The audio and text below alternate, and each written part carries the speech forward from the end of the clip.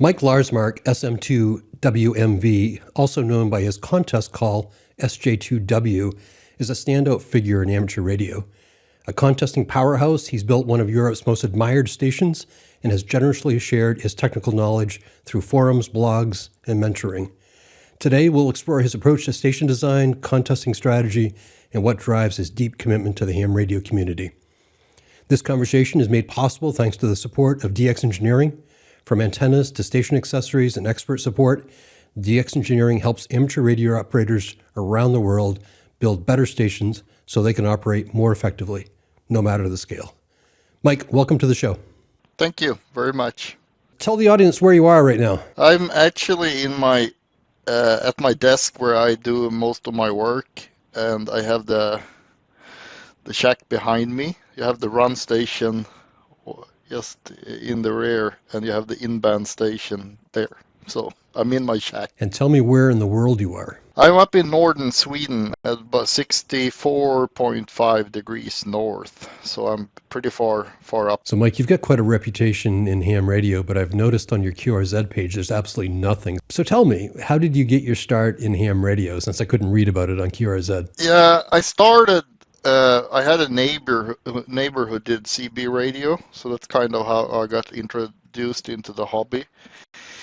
And then after a couple of years of talking with old guys on CB radio, I decided me and a friend of mine decided to take a ham radio license.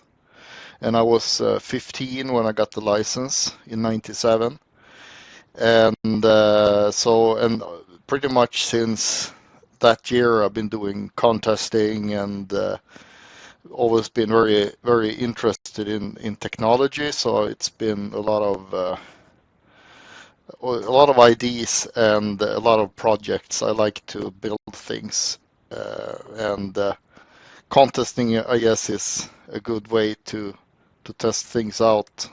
So you were licensed at 15 years old, and you were immediately into contesting? You started doing contesting right away? Yeah, I would say so. I think I did.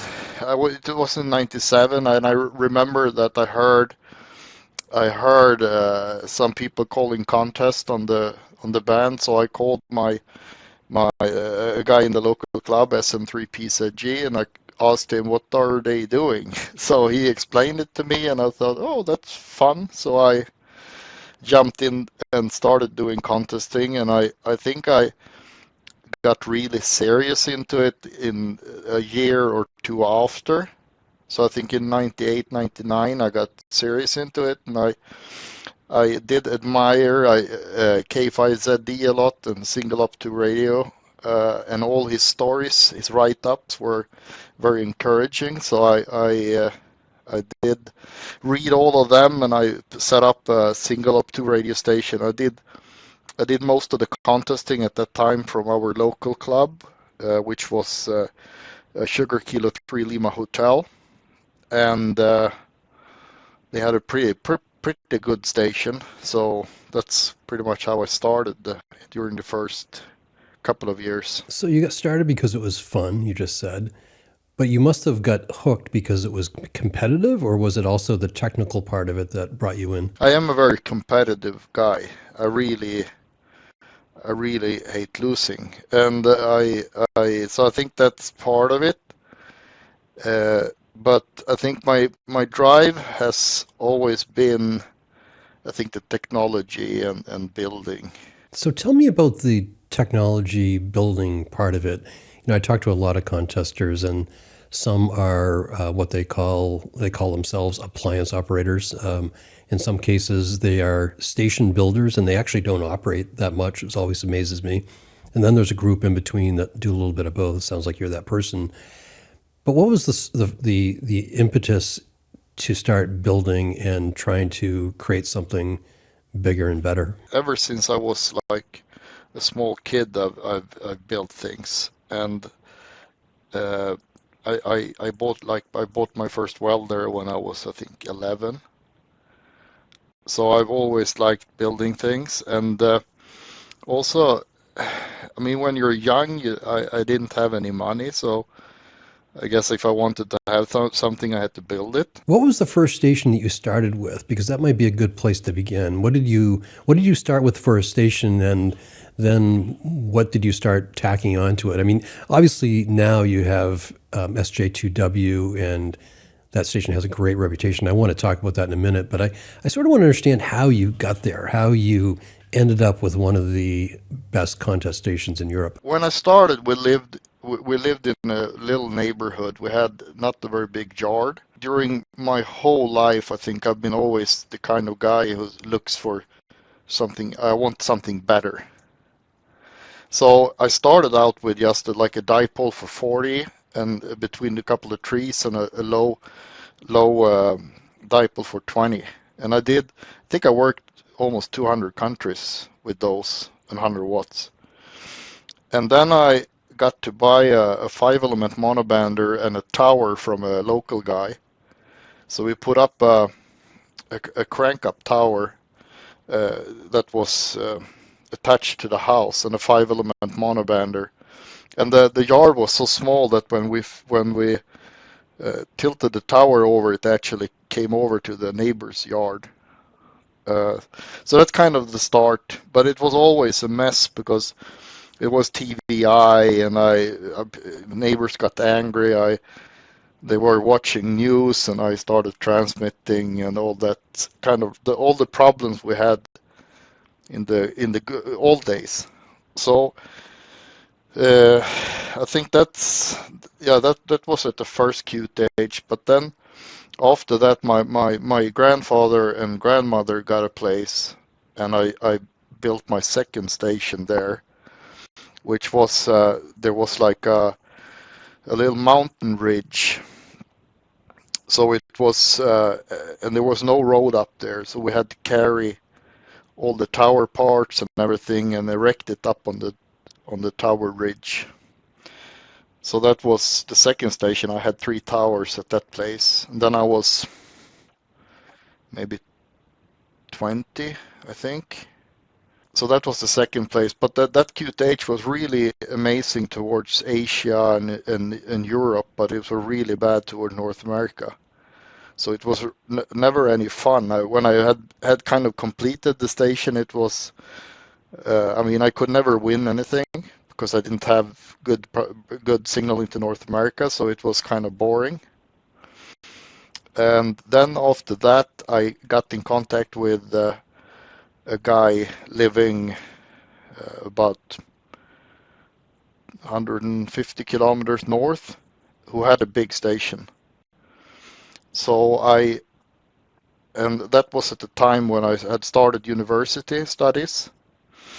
And so I started to contest from his place. And that's kind of where, I guess, beginning at my station, I started doing automation. I did like band decoders and stuff, own single up 2 radio boxes and things like that. But when we started contesting from his station, I realized that, I mean, manual switching is what breaks stations. It's like anything that the human needs to do will break it. So, and they had big problems with antenna switches. Things were always broken. So I fully automated that station, which made it work really well with pretty much nothing broke. So, but kind of when that was completed, the guy sold the place. And he offered me if I wanted to buy one of the 200-foot towers, or actually a lot of other things too, but that was the main piece, which I did. But at that time, I had just started working. I had finished the studies. I had just started working. But he was kind enough to give me a loan for it. So I had to pay a little bit each month, and then eventually I had the full tower. And that was when the hunt for a QTH started. And it's kind of funny because SJ2 Whiskey I was living up in Luleå, which is 180 kilometers from where SJ2 Whiskey is. But I figured that since I wanted to build a pretty big station, I realized, okay, I can't do it myself. And I had my buddies who were living like 400 kilometers south from where I was living, and guys living in between. And I figured, okay, if I buy the place, so we all have about the same distance, then I mean they can join too. So then I found this place, which was a kind of a old farm with about 31,000 square meters, and it was a small house, so not much heating, and had a barn and 700 meters to the closest neighbor. I bought that place, and as I said, I just started working, so I didn't have much money to spend on the place. So that's kind of also one thing with all the building, that a lot of things at this place is old. I mean, military stuff. It's old, collected from different hams. So it's been a lot of building, mainly because, I mean, it's quite low budget. So what year was that, Mike, that you bought that property? 2008. 2008 was the year. So it's I started studying at 2001. So do you just use that property as a station, or does somebody live there? It's actually, it was just the radio QTH until 2017. I actually moved here, and I started working 40 kilometers from here. So tell me what you have there at your location now. I mean, I've heard the stories, but what do you have for towers and antennas? Two big 200-foot towers with stacks for 40 and 20 and 15. There is a 41-meter tower that's stacks for 40 and 10 meters. That's kind of the three main towers.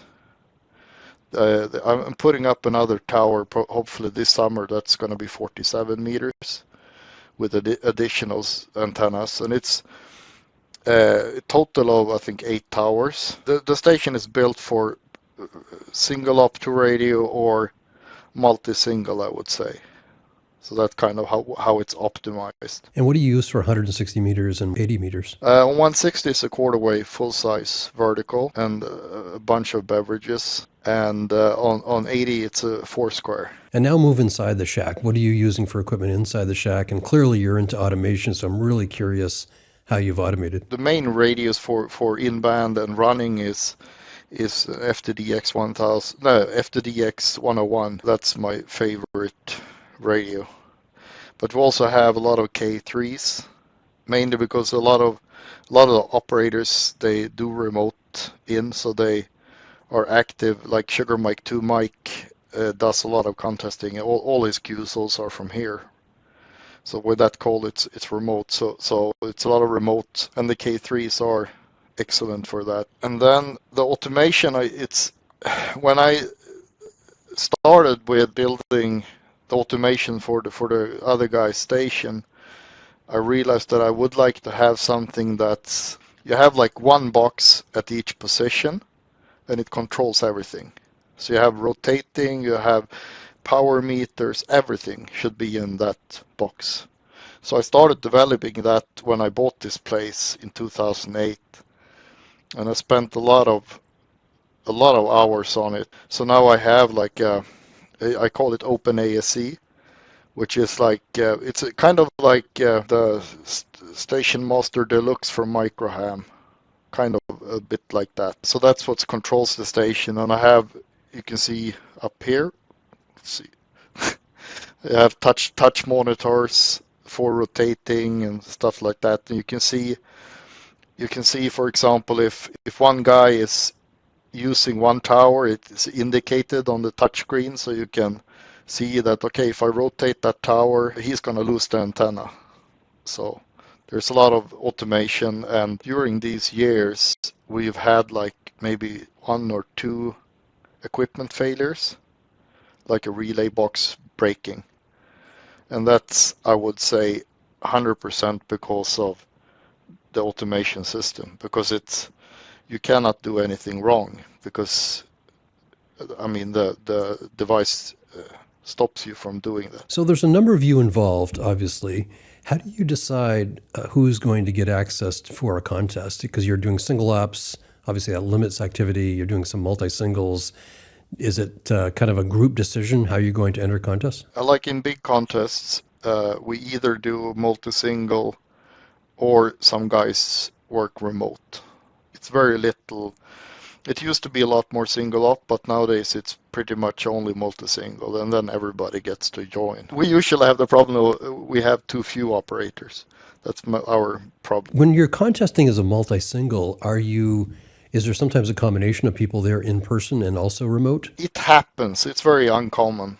It happened a bit during the pandemic, but I would say it's very uncommon. Most of the people, I mean, a big part of the contesting is to be together. A lot of the fun is to be able to like hit the guy, the in-band operator. It's always good to be able to punch him. Tell me about the results that you've achieved at that station.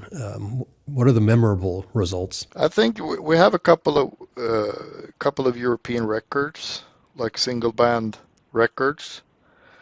I know I have one 20 meter SSB in WPX. I have a single band record. I have the CQ Worldwide CW 20 meter record, European. SM2LIY had the 15 meter assisted European record, but I think it was broken by OH8 X-ray this year. So that's kind of but then we have a few top scores. We have like a top 3 finish in CQ Worldwide SSB, and we have like in WPX this year we had a top number 2 Europe in WPX SSB, but we're extremely propagation dependent. So it could be that one year we score 15 million points in CQ Worldwide, and the next year we score 8 million points. So it's with the same crew, so we're very, very propagation dependent, and being so far north. But so we can have, I think if you want to be really competitive, we need to do single band, because we have like on 20 and 15 and 10, when there's a lot of solar activity, we can have pretty much 48 hours of operating time on those bands. But it's quite common on 20. It happens on 15. It's not very common on 10. But I think those bands are where we can be competitive. So our problem is low bands. So Mike, I haven't talked to a station builder yet who doesn't dream about the next phase. And you've already mentioned that you're going to put up a 47 meter tower and obviously some more antennas. But what's the future look like for your station? What's your dream for it to become? I have one problem now, is that I'm running out of space. I already have a tower that's located in my neighbor's land, which it's a tower that's about 400, almost 500 meters away on his land. That's the in-band tower. And I have some other antennas on another neighbor's land. So it's kind of like, so that's, I think now when I put up this 47 meter tower, I kind of need to get more land before I'm able to expand anymore. At the same time, I think we are at a very high level. So it might be that we do some improvements. I have a lot of improvements in mind, maybe this summer and next summer, like rearranging a little bit between the towers. So I would like to have a 2-element or 3-element for 80. That would be a nice addition. But otherwise, I think yeah, I need more land if I'm gonna expand anymore. Well, clearly you must have a good relationship with your neighbors if you're not just encroaching on their property, but you actually have towers on their property. Good job with that. Yeah.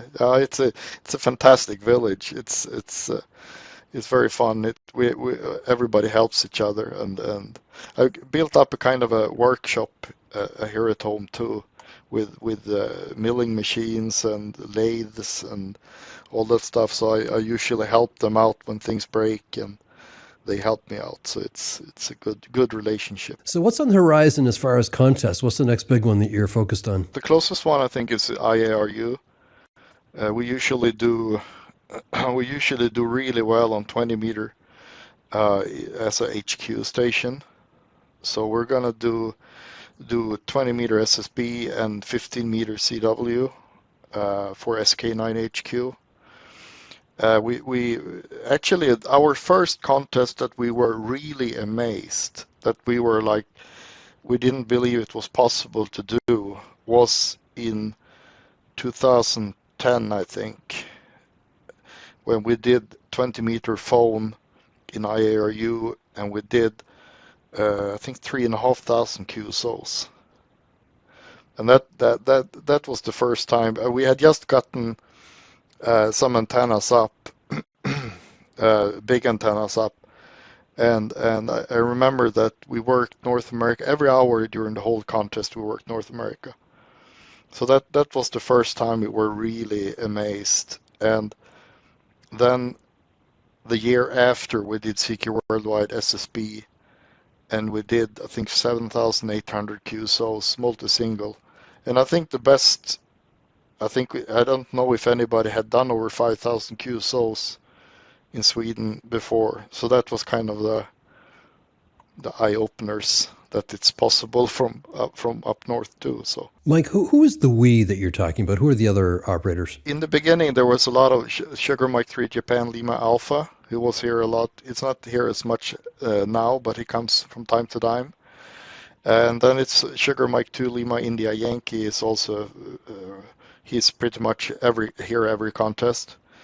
You have Sugar Echo 2 Tango, who's also been here for a long time. And we have Sugar Mike 2 United Victory United. We have Sugar Mike 2 Mike Tango Radio, started to join for just a few years ago. And we have as Sugar Alpha 2 Radio Japan Oscar. The regulars that used to do pretty much all the contests was SM3 JLA, Sugar Echo 2 Tango, SM2 LIY, and me. But then it's been, we've added a few people during the years. During a couple of contests, we actually had UR5 ECW from Ukraine coming and joining us operating too, which has been really fun. Mike, before we wrap up, I have a lot of listeners that are beginner or intermediate contesters. What advice would you have for them as they start working toward your level? Get on the air.